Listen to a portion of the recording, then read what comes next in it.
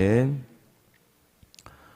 제가 알고 있는 분 중에 그래도 조금 잘 사시는 한 분이 계십니다. 많은 재산을 가지고 계신 그분에게 어떻게 이렇게 자손가하셔서 여기까지 서시게 되었습니까? 라고 물었어요. 근데 그분 하시는 말씀이요. 정말 시장 가운데서 맨손으로 시작해서 큰 기업을 일구고 큰 자산가가 되기까지 사실은 몇 번이나 목숨을 걸었던 그 사업의 모든 자리가 잘 되었던 것이 아니라 몇 번이나 무너져서 힘들고 빚쟁이에게 쫓겨다니기를 한두 번 이상을 빚쟁이에게 쫓겨다니기까지 했었다고 하더라고요. 지방에까지 도망가고 또 빚쟁이 가고 나면 이제 아내에게 전화가 오면 몰래 올라오고 그런 삶이 한 번이 아니었대요. 부도가 나고 무너지고. 근데 그것을 그때 그 느낌, 바닥을 쳤을 때의 그 마음, 정말 모든 것을 이뤘을 때 그 마음을 이분이 마음에 품고 있었대요. 그래서 또 잘 되다가 잘 되면 그 마음 품고 있어도 안 될 때가 있잖아요. 그럼 또 넘어지고 그 마음, 바닥에서의 그 마음을 기억하면서 지금도 자신이 많은 자산을 가지고 있지만 그럼에도 불구하고 그 바닥의 그때의 마음을 기억만 한다면 그렇게 쉽게 돈을 잃거나 내 주머니에 돈이 사라지지 않을 거라고 하셨어요. 여러분, 어떤 일들을 우리가 경험하게 되든 그것이 우리 앞에 모든 자리에 큰 영향을 준다는 것을 여러분 기억하셔야 됩니다. 어떤 인생이 평탄하게 사는 인생이 있을까요? 여기 계신 분들도요, 1대1로 만나서 커피숍 같은 데 가서 한 2시간씩만 이야기해 보세요. 그러면 전부 다 소설책 한 권이 다 나옵니다. 인생이 그렇게 쉽지 않아요. 그리고 어떤 인생이든 할 말이 많고 또 그 가운데에서 눈물 흘릴 일들이 있고 또 그 가운데서 또 은혜를 나눌 일들이 많은 것이죠. 여러분 기억하셔야 돼요. 성도를 제가 볼 때마다 느껴요. 많은 성도님들을 만날 때마다 정말 사연이 없는 성도가 없어요. 아픔이 없는 성도가 없어요. 고통이 없고 외로움이 없고 고독함이 없었던 성도는 단 한 명도 없습니다. 성도는요, 꼭 성도의 자리에 고난이 필수 과목으로 들어오는 것 같아요. 왜 이런 과목들이 들어올까? 여러분, 쌀을 팔아온다. 아마 쌀 팔아온다, 쌀 팔아와라, 이런 말 여기 계신 분들은 좀 아실 분들이 있을 거예요. 쌀 팔아온다는 게 무슨 말입니까?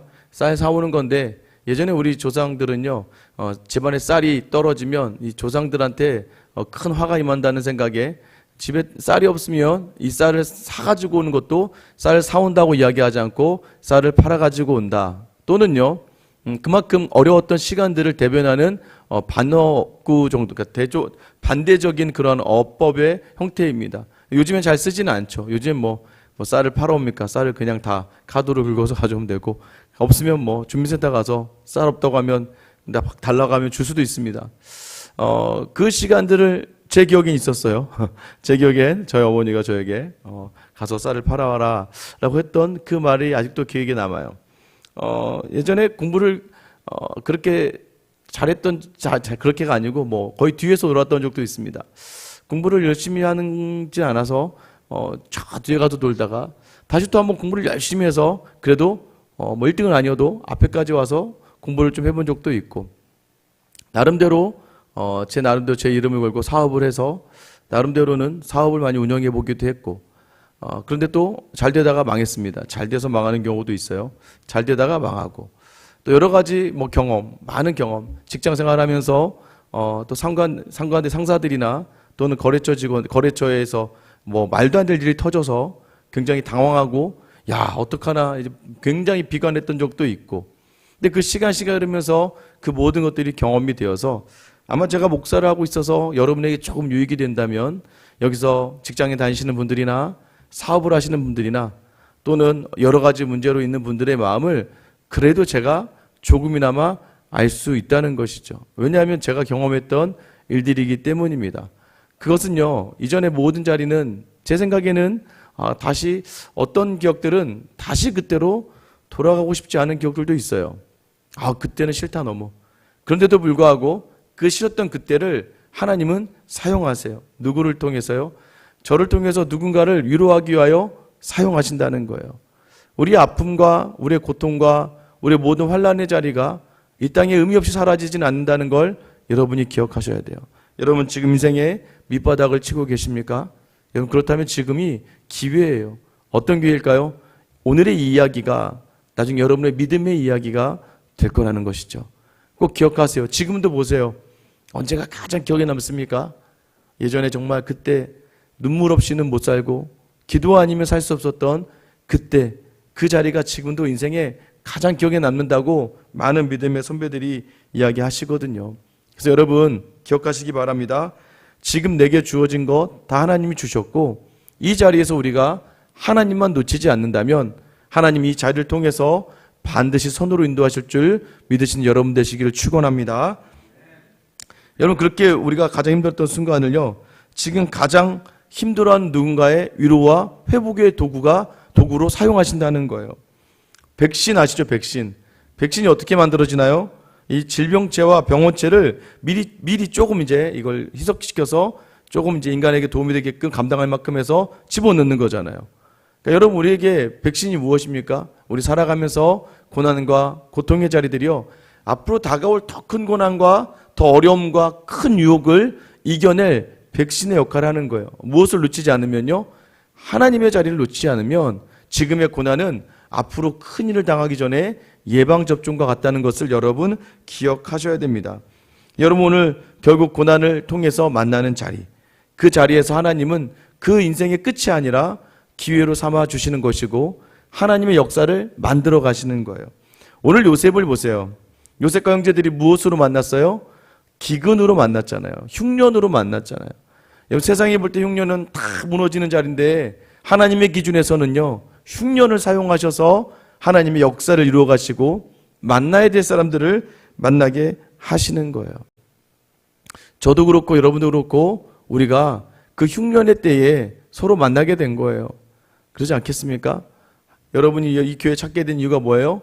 이 교회에 와서 정착을 하고 이 교회 신앙생활하게 되는 이유는 흉년의 때에 하나님 부르셔서 이곳에서 모든 것을 감당하고 이겨내기 위하여 참 성도를 만나서 서로 돌아보며 서로 같이 이 시간을 이겨내기 위하여 보낸 자리인 줄 여러분 믿으시기를 바랍니다. 여러분 요셉의 형들이 그것으로 이 자리에 와서 살아남음을 당합니다. 반대로 요셉은요, 이 형제들을 만나서 꿈을 꾸었던 것들을 온전히 이루어내는 그 역사를 경험하게 되는 것이죠. 여러분 이제 형들에게 이 요셉이요, 너무나도 반가웠지만 형들의 모습을 보면서 그가 절제합니다. 원래 꿈은 어떻게 되는 거예요? 11개의 볕단, 11개의 별이 와서 절을 해야 돼요. 그런데 지금 누가 빠졌다고요? 베냐민이 없단 말이에요. 베냐민은 야곱이 꽁꽁 숨겨뒀습니다. 요셉을 잃고 나서 베냐민에게 더 집착을 했어요. 그러자 이 요셉은요, 그 꿈이 이루어지려면 그 베냐민까지 와야 되거든요. 그래서 요셉은 그것을 이루기 위해서 형들을 정탐꾼으로 몰아넣기 시작합니다. 막 궁지로 몰아넣어서 이제는 어쩔 수 없이 베냐민을 나오게 할 수밖에 없는 상황으로 만들어버려요. 이게 복수입니까? 아니에요. 이거는요, 하나님께서 그 요셉의 마음 가운데 임재하셔서 하나님의 계획을 지금 이루어가는 과정 가운데 있는 거예요. 18절 말씀 보세요. 사흘 만에 요셉이 그들에게 이르되 나는 하나님을 경외하노니 너희는 이같이 하여 생명을 보존하라. 3일이 흐릅니다. 3일이라는 시간은 기다림의 시간입니다. 성경에서 모든 자리마다 그렇죠. 아브라함이 이삭을 데려가는 거리도 사흘거리, 예수님이 십자가에 달려 부활하시는 그 거리도 사흘거리, 온전한 회복을 위하여 요나가 뱃속에 있는 사흘의 시간들, 항상 사흘이라는 시간들은요, 기다림의 시간들이 됩니다. 그러면서 요셉이 마음을 정돈을 하고 정리를 다시 해요. 그래서 어떻게 형제들과 다시 이야기할지를 결정합니다. 자, 형제들은 어땠을까요? 정탐꾼으로 몰려서 감옥에 갇혀버렸잖아요. 여러분 3일 동안 이 애굽에서 이 총리에 의해서 감옥에 갇혀 있으니 얼마나 두려웠겠습니까? 자칫 잘못하면 목숨을 잃을 수도 있고, 지금 자기들 목숨을 잃는 것뿐만 아니라 자기들이 곡식을 가져가지 않으면 아버지와 자기 가족들이 다 굶어 죽을 판이 되어버리고 말았어요. 여러분 그 감옥에서 그들이 얼마나 두려웠겠습니까? 여러분 그들의 그 깊은 감옥 속에서 모든 걸 잃었다고 느껴졌을 때 그들에게 위로와 힘이 되는 말이 무엇이었을까요? 그들에게 이르되 나는 하나님을 경외하노니. 여러분 그들에게 나도 너희의 하나님을 내가 경외한다라고 이야기합니다. 하나님을 경외한다. 이 말의 의미가 무엇일까요? 나도 하나님을 두려워하는 사람이다. 여러분 기억하셔야 돼요. 믿음의 사람에게요, 가장 위로가 되는 말이 무엇입니까? 누군가를 만나서 위로받는 그 사람이 나도 하나님을 두려워하는 사람입니다. 여러분, 이 말이 여러분에게 또는 여러분이 이 말을 전할 때 다른 사람들에게 좀 위로가 되었으면 좋겠어요. 나 사실 교회 다니잖아.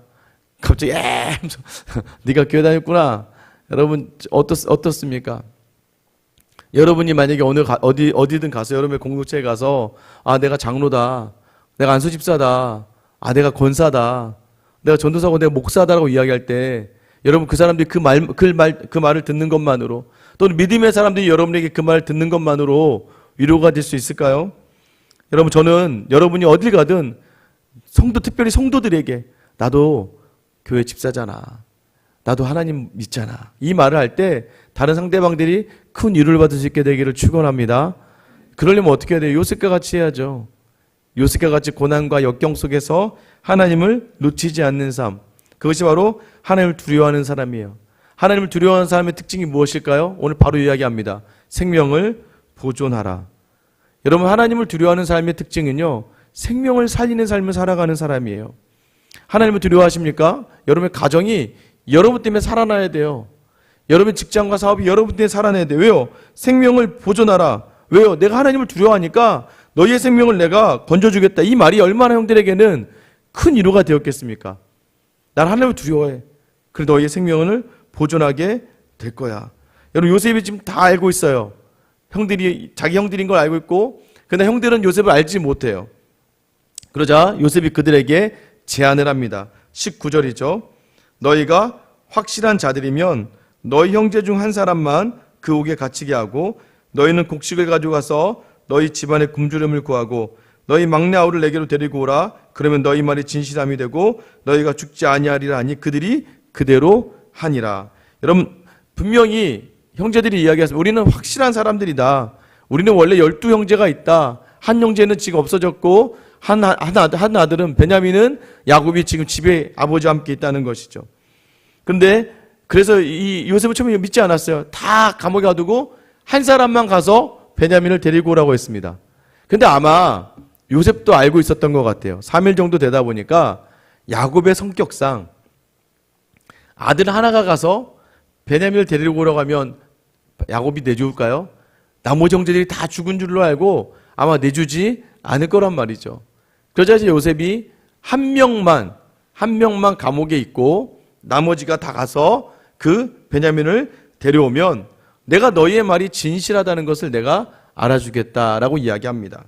자, 여러분, 지금 또 하나님이 야곱의 그 가문에 간섭하시는 거예요. 제가 지난주에 말씀드렸죠. 지금 우리가 다루고 있는 이야기는 요셉의 이야기가 아니라 야곱의 족보에 대해서 다루고 있는 거예요.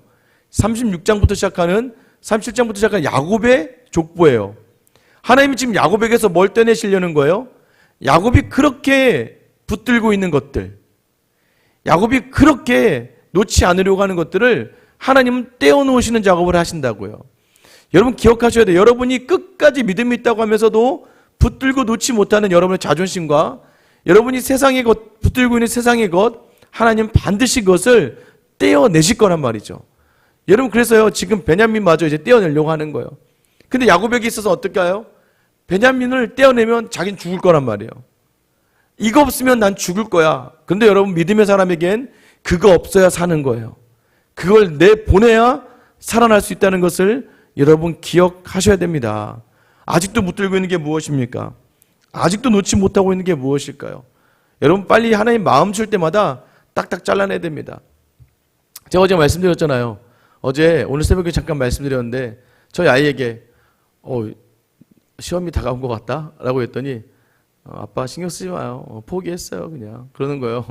갑자기 순간 마음이 이렇게 막 속에서 뭔가가, 아니 말을 해도 그냥 네 하면 되는 거지, 굳이 거기다 대고 저한테 포기했으니까 신경 쓰지 말라고 이런 얘기는 할 필요 없잖아요. 근데 순간 좀 이렇게 올라왔어요. 하려다가 제가 한번 아이와 얘기했기 때문에 그래, 공부 얘기는 하지 않기로 했으니까, 그래서 제가 돌아오면서 그래, 사랑한다 우리 딸, 그러면서 쓴웃음을 지면서 문 밖으로 나왔습니다. 그래서 오늘도 여전히 오늘 저녁밥 먹어야 되는데 저녁밥 먹는데 안 오더라고요. 순간 또 이게 어디 가서 놀고 있는 거야. 제가 오늘 학원도 가는 날 아닌데 그래서 이제 막 할래다가 천천히 그냥 그래 밥은 먹고 다니니 이렇게 이제 보냈습니다. 근데 예배 들어오기 전에 저희 딸아이가 카톡이 왔어요. 도서관이에요 그러더라고요. 공부를 하겠죠. 그나마 공부를 하니까 도서관에 있겠죠. 제 마음에 자꾸 이제 이 부분에 대해서 이제 요즘에 이제 마음이 딱 정해진 것 같아요. 뭐냐면 자꾸 내놓지 못하는 것들이 있어요. 우리가 아니라고 이야기하면서 괜찮다고 이야기하면서 계속해서 놓지 못하는, 특별히 자녀에 대해서는 여러분도 그러시죠. 자녀에 대해서는 놓지 못해요. 그런데 하나님은요 반드시 여러분에게서 여러분 집착하는 그것을 떼어내고야 말 거예요. 그럴 건 미리 하나님께 내어드리세요. 하나님께 내어드리면요 나머지 하나님 책임지는 거예요. 저도 그렇게 얘기하고 돌아서서 하나님, 저는 하나님의 주신 마음 그대로 반응하며 순종한 거예요. 나머지는 하나님이 하시는 거예요. 이제 전 모릅니다. 이제 전 기도만 하고 다행히 교회 잘 나오는 것만 해도 감사한 거죠. 건강한 것만도 감사한 거죠. 알아서 자기 자리 찾아가서 교회 섬기는 것만 해도 감사한 거니까. 여러분의 자리에서 아직도 붙들고 있는 것들, 이게 뭘까요? 하나님보다 더 놓지 못하는 여러분의 고집과 아집과 자존심의 그 자리를 하나님은 내어놓기를 원하신다는 거예요. 오늘 이 말씀을 들으며 생각나는 여러분의 그것이 있다면 오늘 시간 하나님께 내어드리는 귀한 시간 되기를 축원합니다. 여러분, 그때 이 압박이 이들에게 다가옵니다. 여러분, 사실 이거 말이 안 되는 거거든요. 지금 이 형제들에게 있어서 베냐민을 데려놓는 일이 쉬울까요? 쉽지 않아요. 아버지 아는데, 이러다 아버지 죽는데, 가도 아버지가 죽을 것 같고 안 가도 여기서 죽을 것 같고 난처합니다. 여러분, 막 몰아치는 그 상황에서 감옥에 갇히고요, 죽을 것 같고요, 너무나 힘든 그 상황에서 하나님께서 원하시는 바가 무엇일까요? 우리 21절 22절 같이 한번 읽어볼게요. 21절입니다. 시작. 그들이 서로 말하되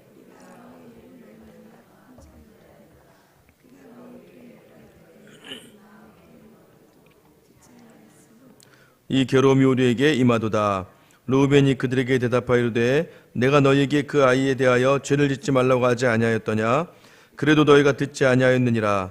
그러므로 그의 핏값을 치르게 되었도다 하니. 여러분 보세요.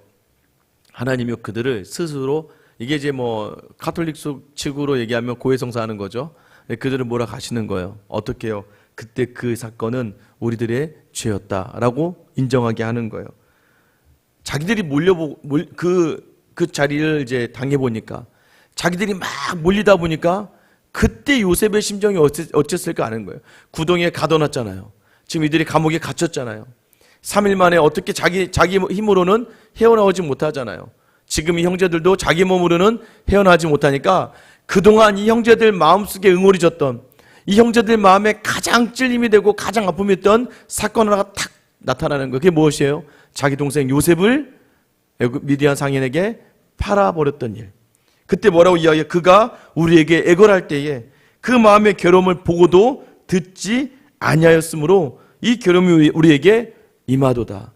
여러분, 그래서 순간적으로 일어난 분노로 말미암아 누군가의 생명을 해하고자 할 때, 누군가에게 아픔을 주고자 했던 그 상황이요, 앞으로 여러분의 모든 일생을 더 괴롭게 한다는 것을 기억하셔야 돼요.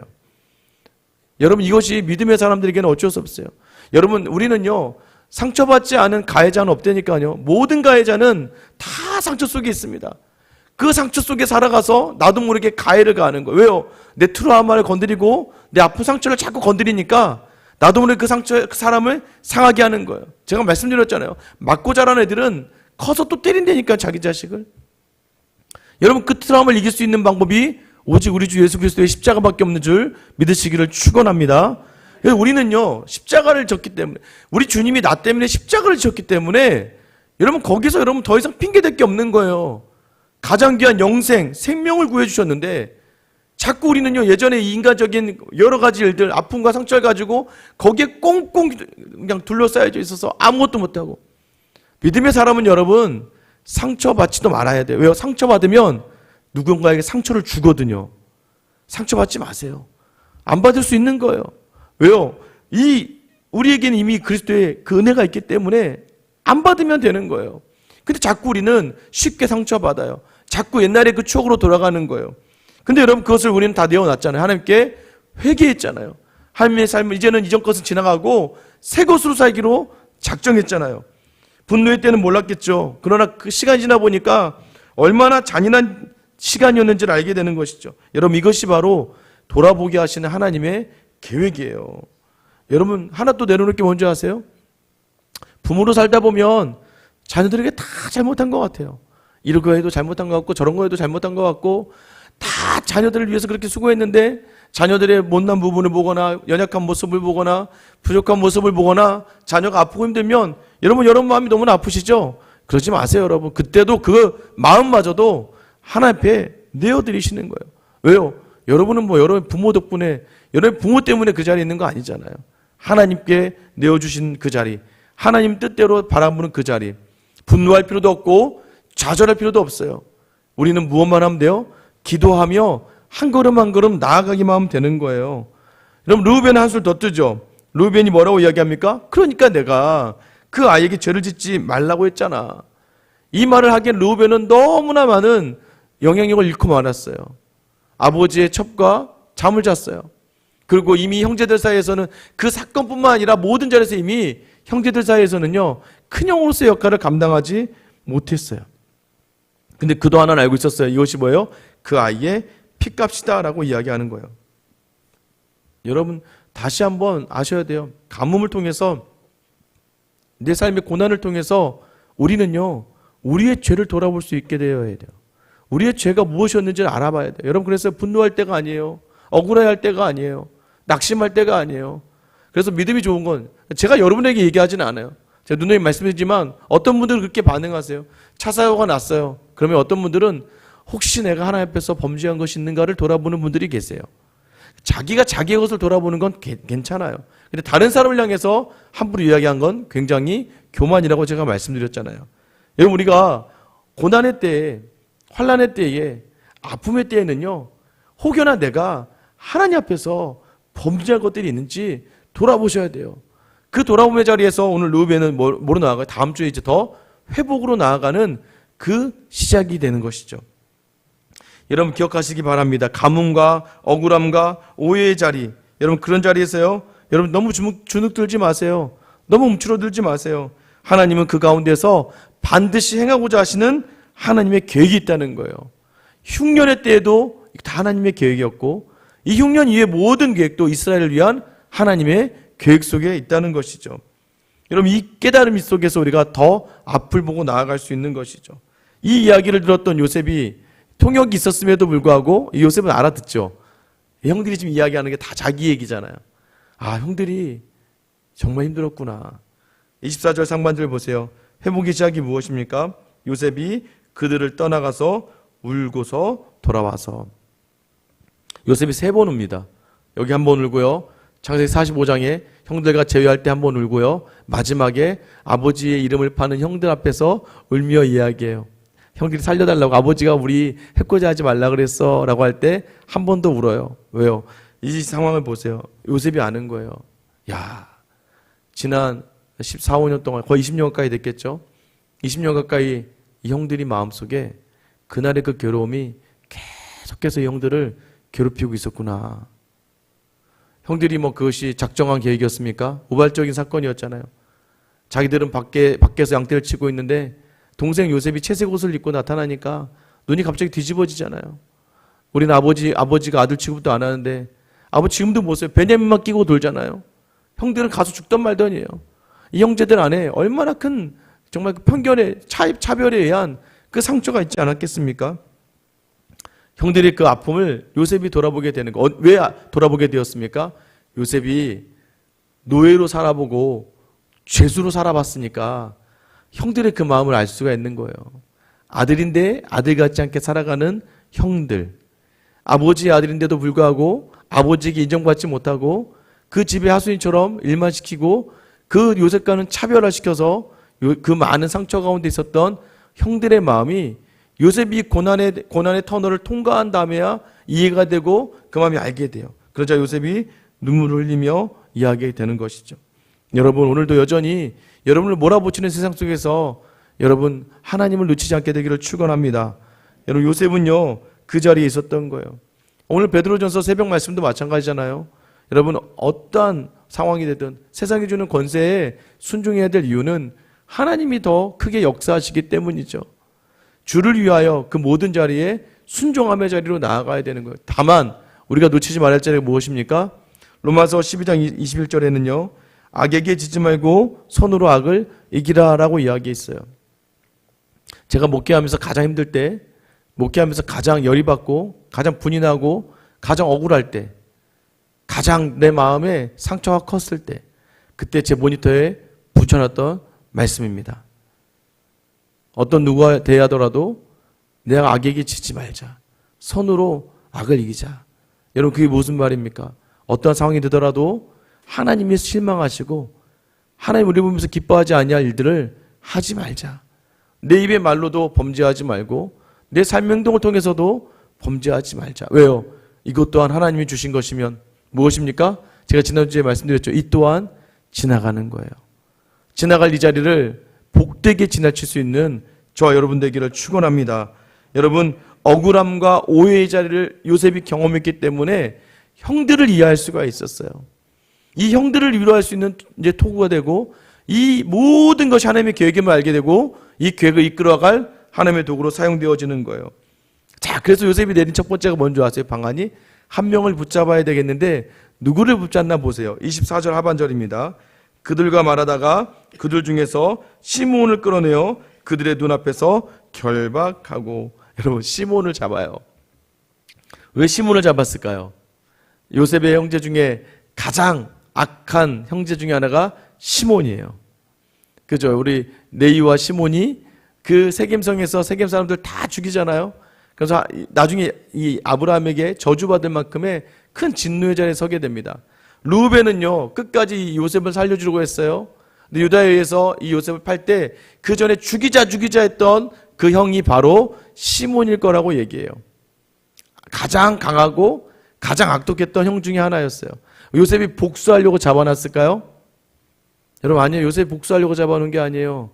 요셉이요 지금 시몬을 가둬놓으면서 시몬은 지금 대속하여 그 자리에 있는 거예요. 대신해서 그 자리를 감당해내는 거예요. 형제들이 떠나갔을 때 시몬 생각을 했겠죠. 시몬이 우리 대신 지금 잡혀있잖아. 시몬이 지금 우리 대신 고난 속에 있잖아.